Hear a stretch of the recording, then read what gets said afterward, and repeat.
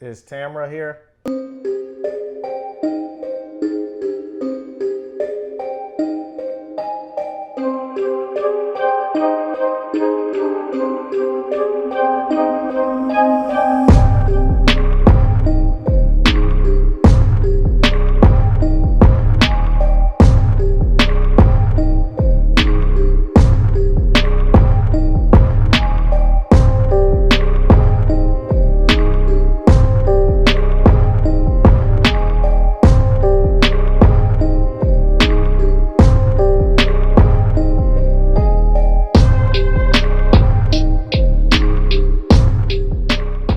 The Strangers, Chapter 1, 2024, follows a young couple, Maya and Ryan, whose cross-country road trip takes a terrifying turn when their car breaks down in a small, remote Oregon town.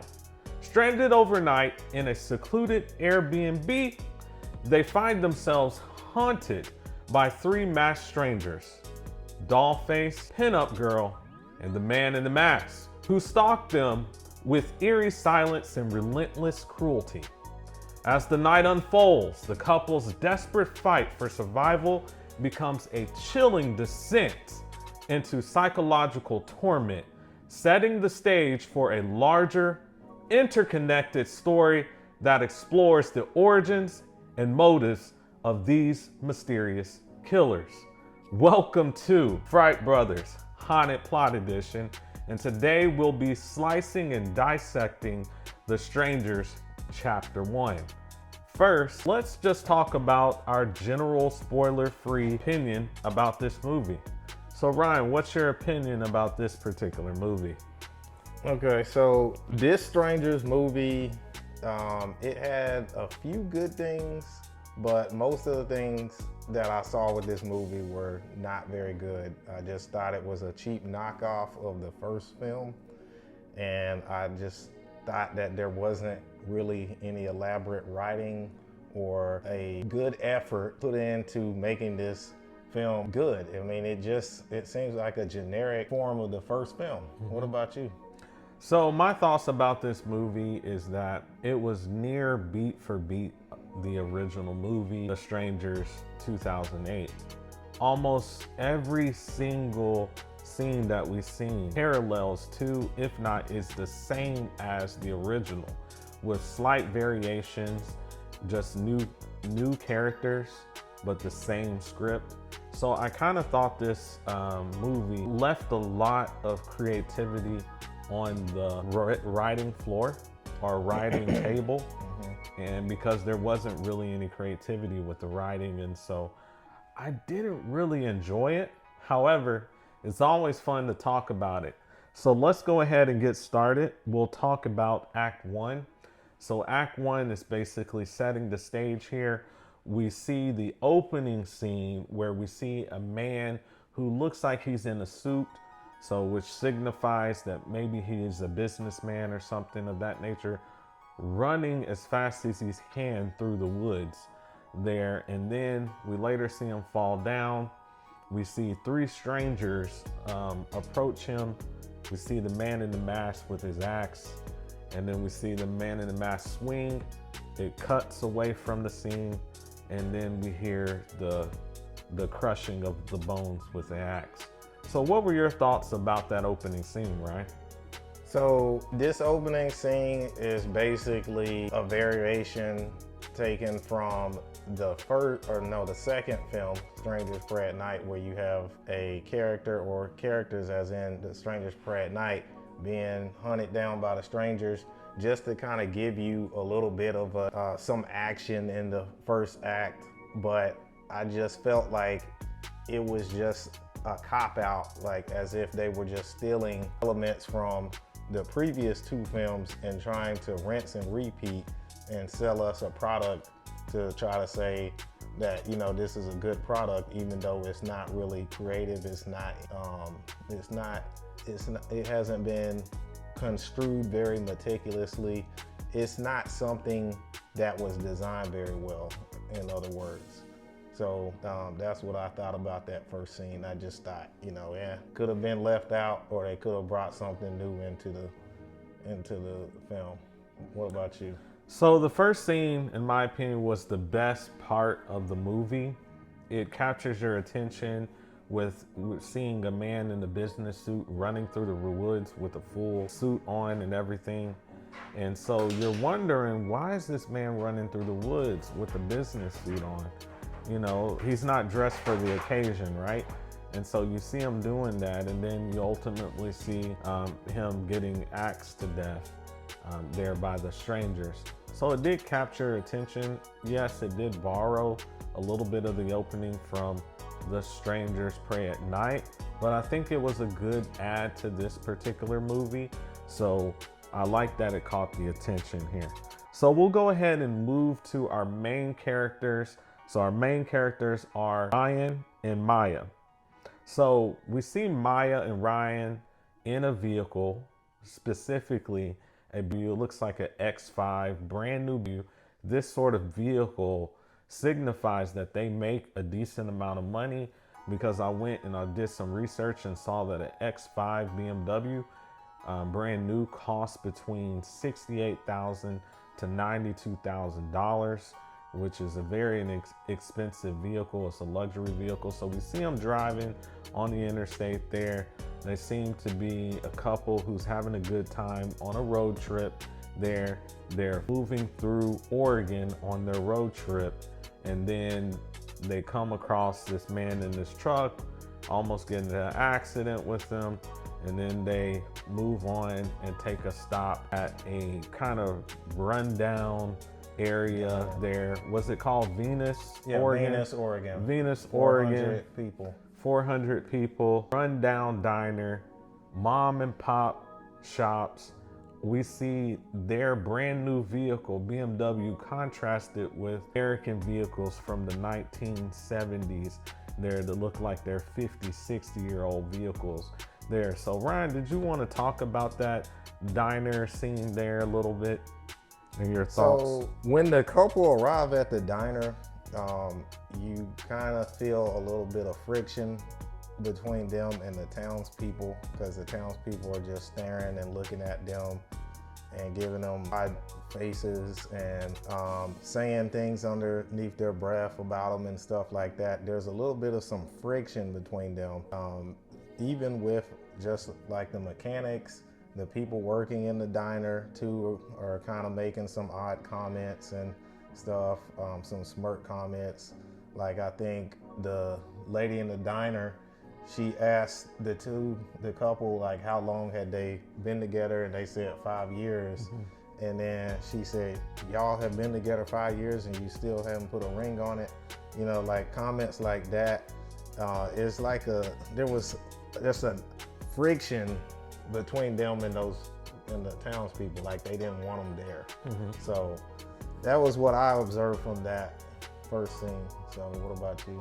So for me, obviously the contrast with the vehicles signifying a socio-economic difference there, with this young couple, being an affluent couple, maybe not affluent, but high or upper middle class couple. And then we see them go into a little small town that looks like it's either a working class town of some sort there. So they don't really have a lot of economics there for them. And when we look as they get out of the vehicle, first I was surprised that they even stopped there.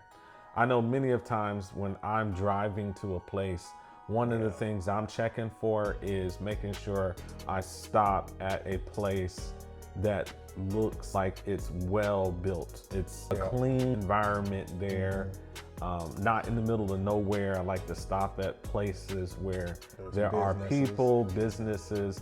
So the fact that they stopped there, I was a little shocked there, especially with such a nice vehicle. I probably wouldn't have stopped if I had a BMW X5, just because I know that stopping there, someone sees you, I already recognize you're a foreigner, or you're not from the area, and then they may see that as you having wealth and then use that to steal or do something destructive to you. So I probably wouldn't have stopped, just for safety measures there. if I was driving that vehicle. Now, if I had a torn up vehicle or a busted down vehicle I've been driving for a while, I wouldn't think that much about it. But moving into the actual environment, so we look into this type of scene where we see these townspeople here.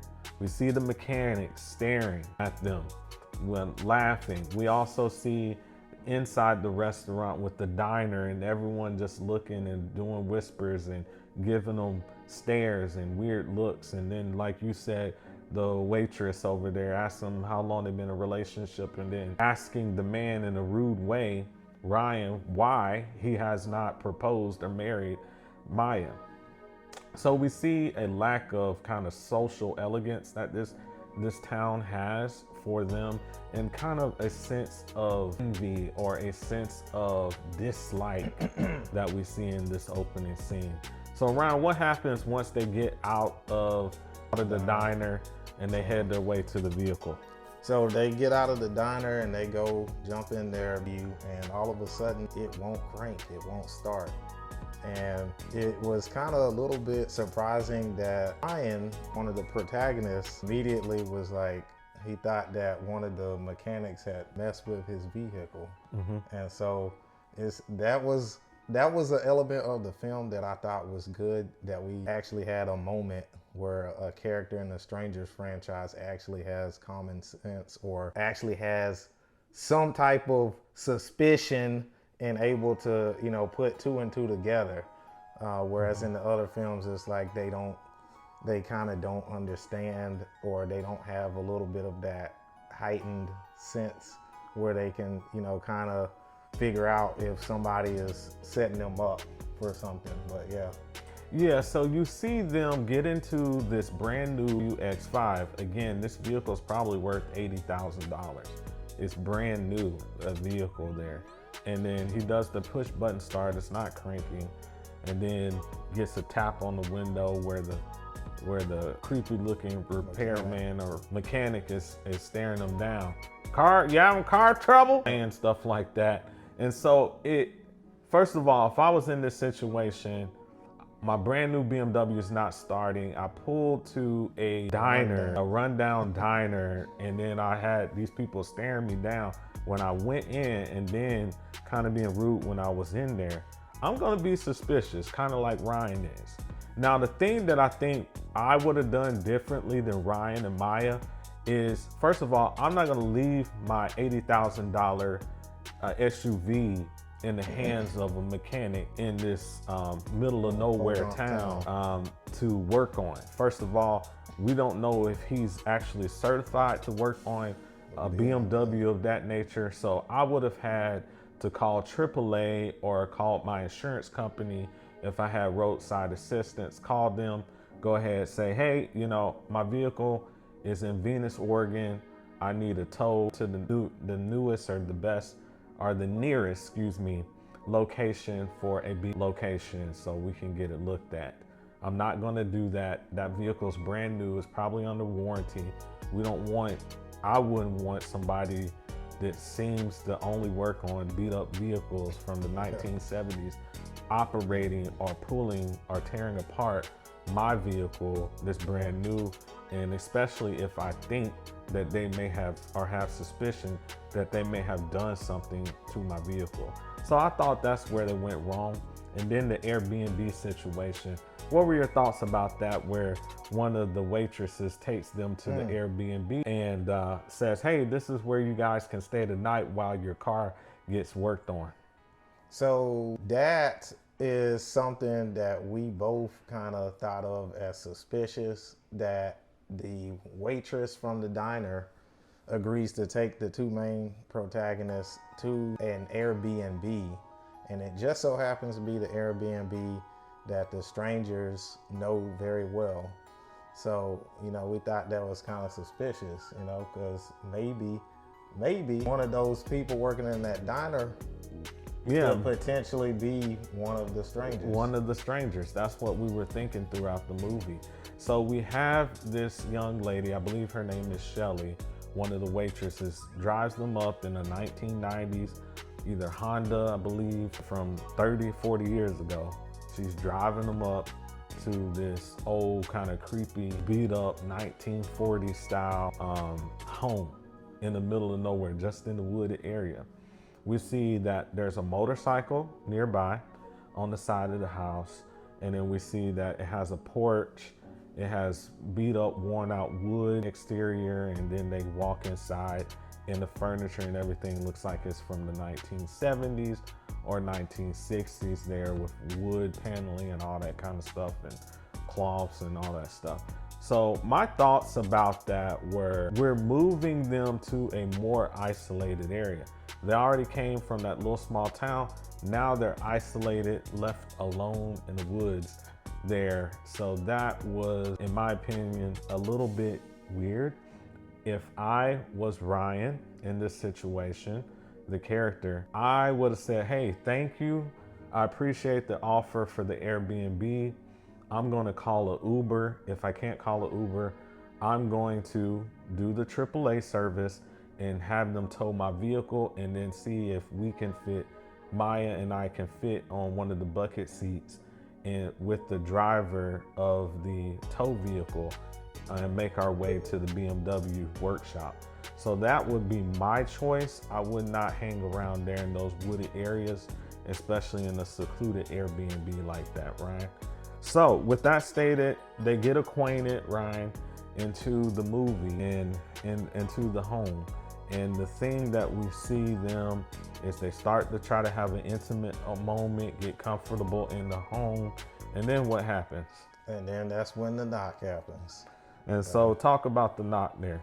So as we see or have seen in the previous films, same thing in this one. We get the knock while they're having an intimate moment, while they're trying to settle in, and they go to answer the door, and there is a silhouette standing at the door asking them the magical question, is Tamara home? So they're all confused, and they're looking at the person. They don't know who it is. They're looking at them like, what's going on? Because it's this time of night and you're knocking on the door asking if Tamara's home. And they're like, no, Tamara's not home. So, yeah, and right there in that moment, we see Maya says it's a weird situation. So she's already feeling a little bit creeped out by that situation. A few things to note here, of course, just like the first movie, The Strangers, 2008, the first knock on the door, we see Dollface and the lights are out.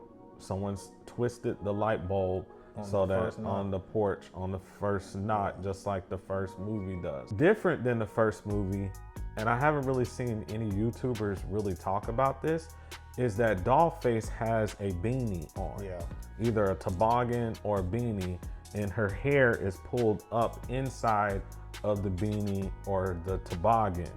Now, my thoughts are, and I told Ryan when I was watching it, and today is Thursday, September 25th, so we have not yet seen The Strangers Chapter 2. So this information is before we even go and see the release of that movie. Obviously, we're not on the status that other YouTubers are who get free showings of the movie or early showings. So this is just based off of my intuition and having, an English degree. Also, I have a computer science degree, but I have an English degree and my read of the situation. The reason why they're wearing toboggans, we'll see Pinup Girl and Dollface wearing toboggans, is because they are more likely one of the people that we have seen at the diner. That is why they're wearing toboggans, so that we're surprised once we watch chapter 2 or 3 that these people that we're seeing that are haunting this couple are the people that were at the diner. That's why I think they showed so much time, spent so much focus on the conversations that were being held at the diner, not just the couple holding conversation, but they did a view of the people working there, the waitresses, and they were lingering on that. And that is not for any old reason. That was intentionally, I believe, because those characters are involved in what happens to our protagonist in this movie. And so that's why we see Dollface wearing the beanie toboggan, is to kind of hide her identity. Because if you notice in the first movie, Dollface had the mask, but she did not have a beanie and wasn't having her hair covered up in some type of garment that would prevent us from being able to see what kind of hair we have. Dollface has always been a blonde-haired woman. In this case, we don't know whether or not this woman is blonde hair because her hair is in a beanie. So I just wanted to stress that point there. So moving on to the Act 2. So we see the separation of the couple, right? So what causes them to have to split up? So they realized that they left the inhaler in the car at the diner because the car was broken down, and they took the ride from the lady from the diner to that Airbnb. So that's how they ended up getting split up. Yeah, so we see that they're laying on the couch, having a kind of a cuddling together on the couch.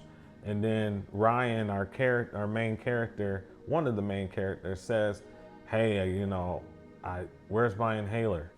And so Maya tells him, oh, we left it in the car.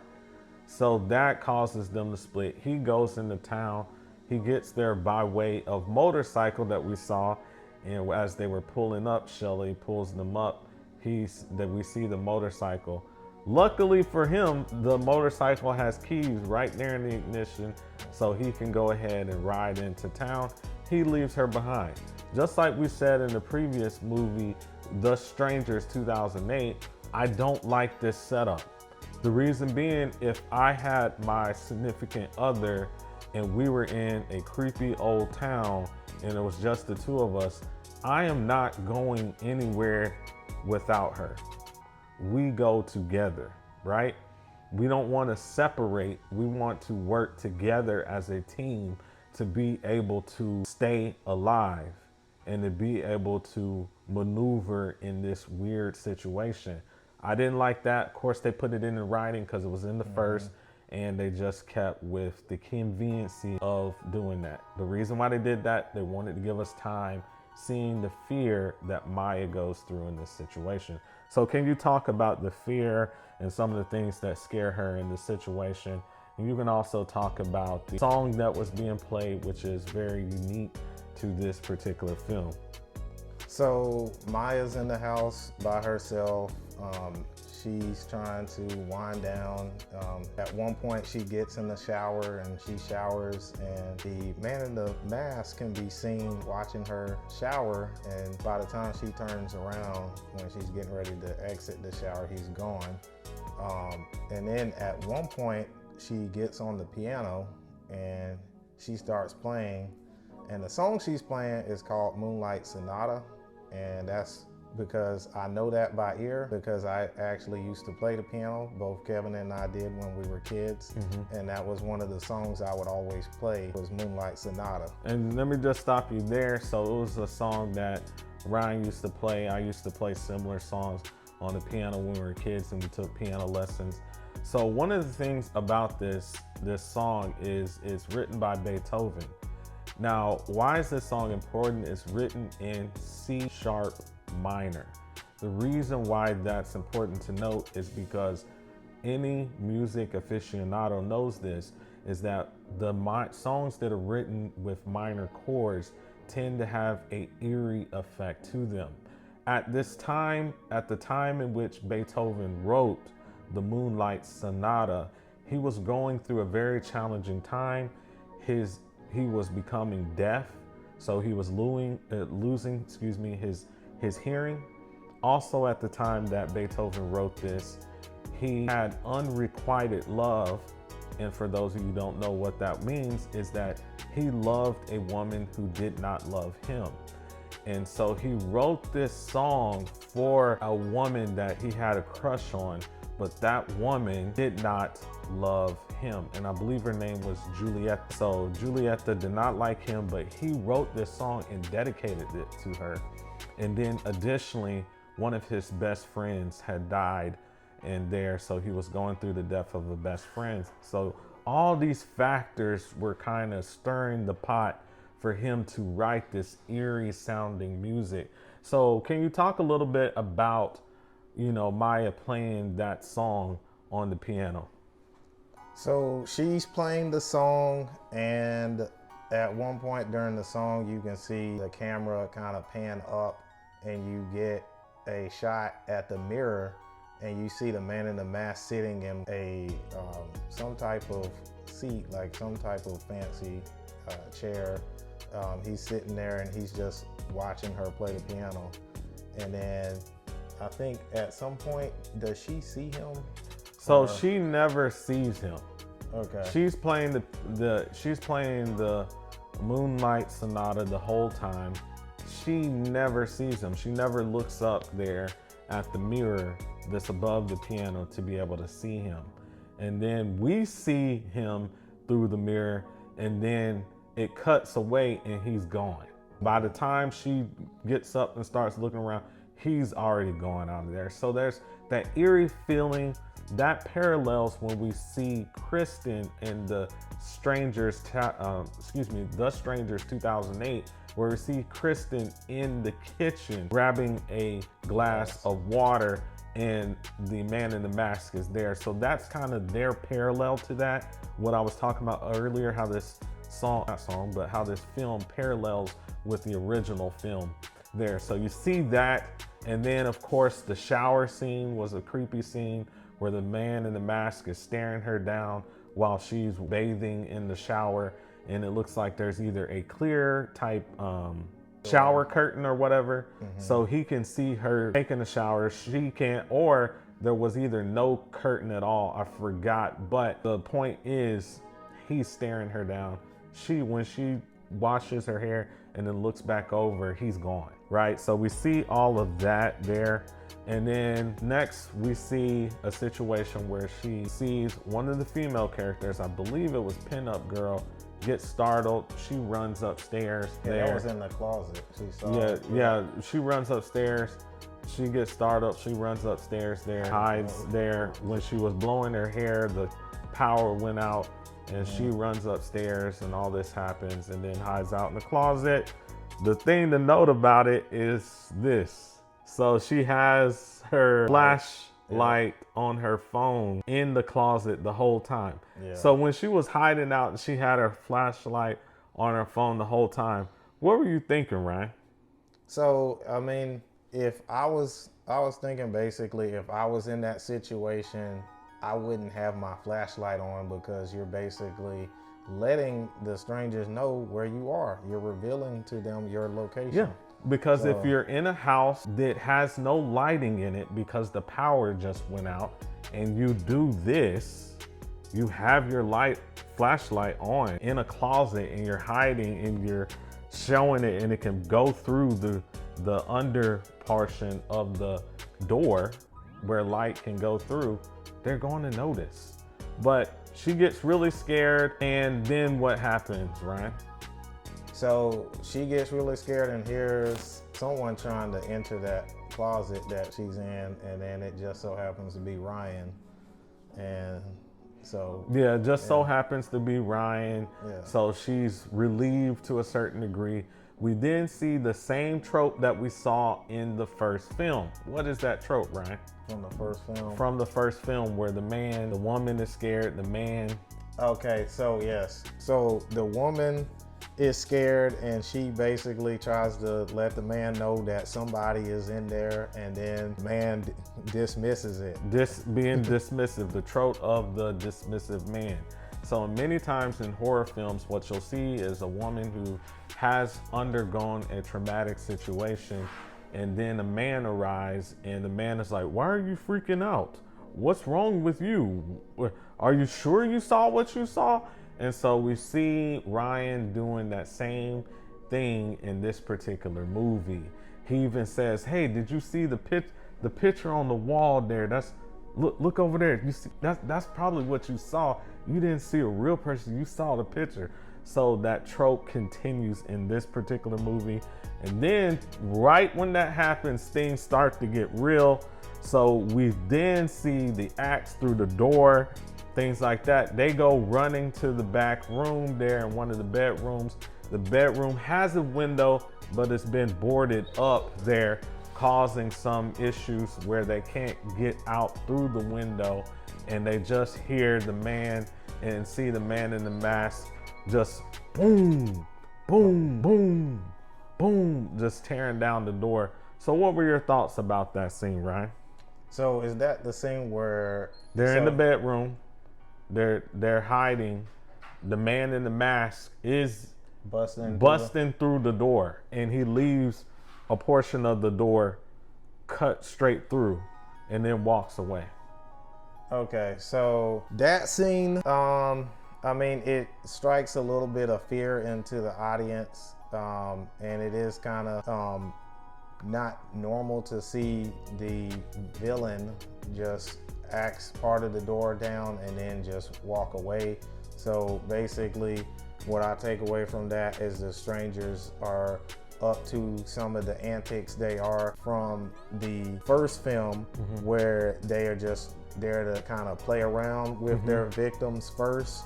They're not there to just go and take them out quick. They're just there to kind of play around with them. And I think it's mainly because it's two. They only have two victims to work with.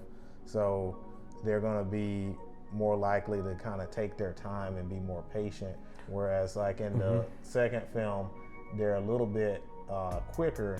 They're a little bit quicker with the kills in Strangers Pray at Night there. So in this film, The Strangers Chapter 1, we see what appears to be a ritual now that we've seen several movies of how this is happening. So the first step is to ask if Tamara's home. Second step is to start tormenting them, playing with them, but don't kill them. Just show them that you can commit violent acts without killing them. And then the next step there, as we get, is actually to cause physical harm to them. So we see them trying to flee the area. So they run outside the first time, they make it out. First of all, they go through the little underground under the house, since the house has a little area that you can go under their crawl space. And then of course we see her get her nail stabbed in her hand, and we think, oh, okay, they found where they are. Then they run outside, they go to what looks like a shed. Inside the shed, things get creepy there. It looks like Pinup Girl appears, and then the man in the mask busts through the window and grabs our protagonist, Maya. At that time, Ryan runs back down from a portion of the shed with the shotgun, shoots the shot, but he doesn't aim at the man in the mask. He just shoots a warning shot, scares the man in the mask. He runs off, Pinup Girl runs off, and then from there they try to go to and stuff like that. First of all, we see them actually go back to the house and kills the owner of the home, who we find out later is the owner of the home, who came to fix the refrigerator that Maya had called earlier for him to come, similar to the first in such a way. But then from there, they see that Ryan has killed the man by mistake, thinking he's one of the strangers. They run to the Jeep Cherokee again, just like the Strangers Pray at Night, and they get into the Jeep Cherokee, and what happens? And the truck comes. Time for the 100 1972 pickup truck to run through, and boom, boom, boom, boom, boom, multiple times. This vehicle is being running into, T-boning them while they're in there. Maya's able to escape through the window, but Ryan can't because his leg is stuck. He has the shotgun. I thought he could have just defended himself by using that weapon against the man in the mask, as he's repeatedly hitting the Jeep multiple times with his truck there. So I thought that was weird. That would have been my natural response to that situation. If I'm getting T-boned and the person is intentionally T-boning me, trying to take my life, I'm going to have to reach for the weapon and see if I can eliminate the threat at that particular time. So what were your thoughts about the scene? So at one point when Ryan does get the shotgun and he has the man in the mask down in his sights and he shoots and he just somehow misses, and I just thought he probably could have or should have hit him at that moment in time. I don't think the man in the mask was that far away for him not to be able to at least get a piece of him with that shotgun. And then another thing is every single time that the main characters always get rammed by this pickup truck, this Ford F-100, it always seems that the vehicle they're driving always gets basically destroyed or decommissioned, and it's just like that F-100 that the strangers are driving is always it's indestructible, built like a tank. Yeah, basically it's built like a tank, which is not realistic. We know that these old-made trucks, they may be durable in the sense of they have V8 engines and stuff that run pretty well, but they're not durable as far as being able to take on a collision and things like that. So it's unrealistic in that situation, but we'll live with this. And so we'll move on to what happens next. So they split up.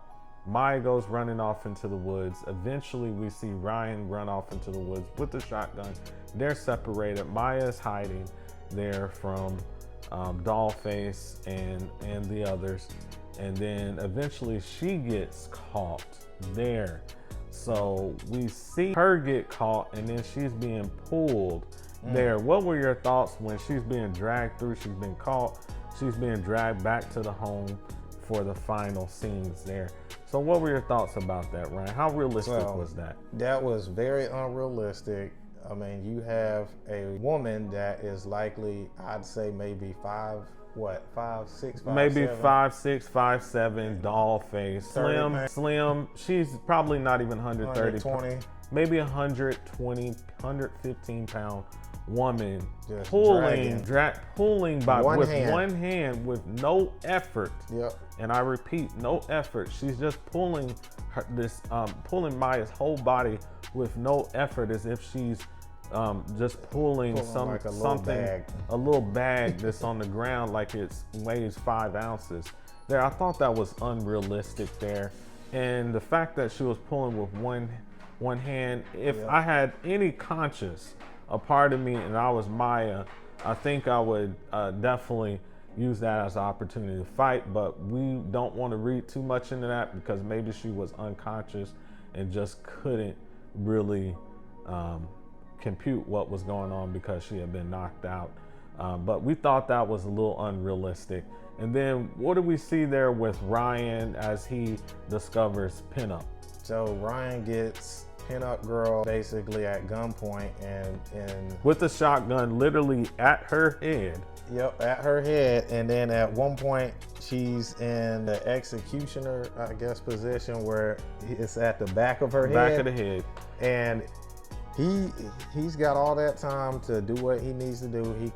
She turns around and then she just starts laughing because she knows that he's not going to do anything. And all she's doing is just buying time for the man in the mask to show up. And sure enough, the man in the mask shows up and he knocks Ryan out cold. Yeah, so the man in the mask shows up, he knocks Ryan out, and that leads to him being dragged into the house. The next thing we see is them tied up in the chairs, just like the first movie, inside of the home. So we see them tied up, they're looking at one another, trying to hold each other's hands, and it's only showing a close view of just them. And then afterwards, we start to pan up. The camera is behind them and it pans out.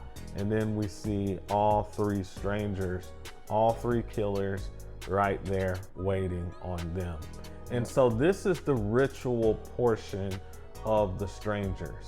Just like a religion has different rituals in which you enact, here we see them take turns, taking the knife. They're stabbing Ryan first. They kick him down. Then eventually they stab Maya and then they kick her down, and then they hear the cops come and then they flee the scene, get into the sturdy, indestructible F-100. They drive off just in the nick of time not to be seen by the police. and then we end with our movie there as that scene happens. And then the last scene there is with her being in the hospital, in the hospital bed there. So Ryan, what were your thoughts about the ending of the movie? So the ending was pretty predictable. It was a repeat of the first film. It was almost a carbon copy, beat for beat. It was basically this was the same film. It was essentially the same film. They could have done more. They could have made it more creative somehow. They could have left us with more questions to set up the sequel, which is the chapter 2.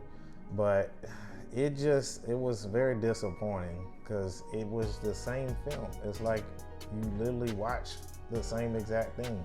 So yeah, so we see here it's essentially the same film, almost beat for beat, with some parallels there. What did you think about the couple?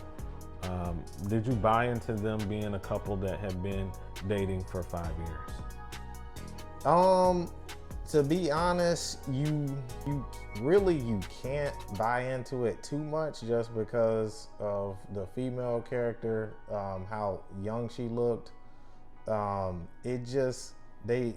don't know if it was just the casting and everything, but it just didn't seem like a genuine couple that had been with each other for that long or that lengthy amount of time. So yeah, I think the actors are similar age. Like we looked up, they're similar age, but the problem is that Ryan looks like a 30-year-old man, like a fully grown, matured 30-year-old man. And then we have our female protagonist, Maya, who looks, even though she's actually, I think in real life, a little older than him, she just has a young, youthful face and looks like she's in her early 20s. So it's very difficult at times for me to really picture them as being a couple that have been in a 5-year relationship, more so than the first film. Because Liv Tyler's character, Kristen, and then in that film looked like a 30-year-old woman, and so did, her boyfriend. They look like 30-year-olds. Here we have one actor that looks like he's 30. The other actor looks like she's 20. She did a great job with acting. It was just hard for me to see them as a couple that's in their late 20s or 30s that have been in a relationship for 5 years. So Ryan, with that stated, what is your Fright Brothers grade for this particular film? okay, so with this film, considering that it doesn't have any creativity, it's a beat for beat remake to me of the first film. We get a few parallels and everything, but essentially this film does nothing new. It adds nothing to the Strangers franchise. I'm gonna have to go with a whimper with this one. Yes, for me, I really enjoyed the protagonist more in this movie. I felt as though there was more scenes outdoors, which I liked over the original. But I didn't like the fact that it was literally the writers in the writer's room had no creativity. They literally took the old script, changed out the names of the protagonists, and said, voila, this is our new and improved movie. So I did feel like they weren't creative with writing this film, writing the script for it, didn't do a good job at all on it. So with that said, I would have to give this one a whimper. It's below average.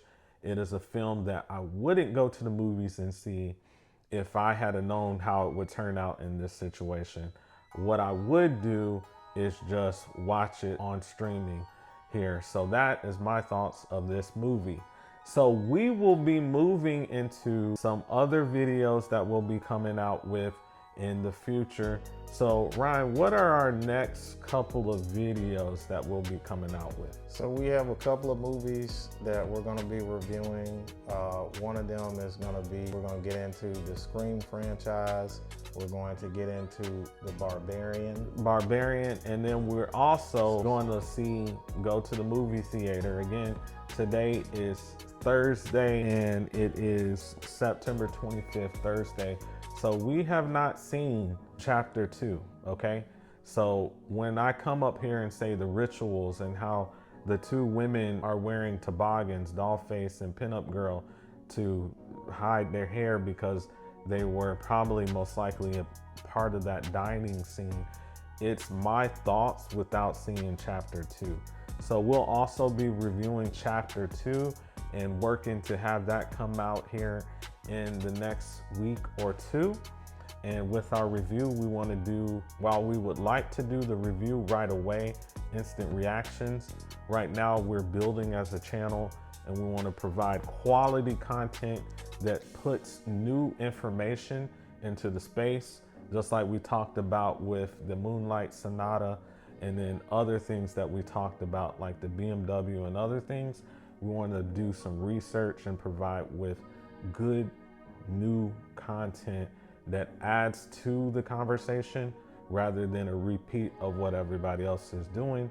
So with that stated, Fright fam, be watchful.